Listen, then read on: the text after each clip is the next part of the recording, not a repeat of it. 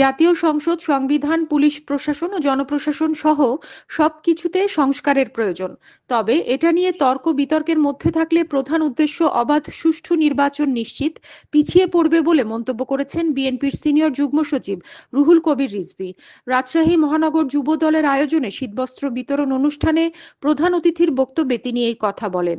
মঙ্গলবার বেলা 11টায় নগরীর নগদা পাড়ায় অবস্থিত শহীদ জিয়া শিশু পার্ক এলাকায় এই কর্মসূচির আয়োজন করা হয়।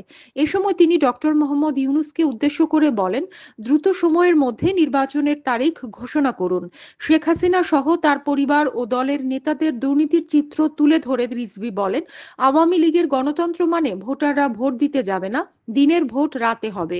শেখ হাসিনার গণতন্ত্র হচ্ছে নির্বাচনের সময় বিরোধী দলের সবাইকে জেলে পুরে রাখা।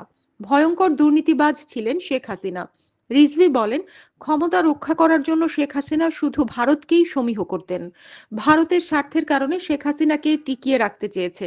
এর বিনিময়ে অনেক গোপন চুক্তি হয়েছে। এই দেশের ভালো মন্দ নির্ধারণের দায়িত্ব একমাত্র জনগণের, অন্য কোনো দেশের না।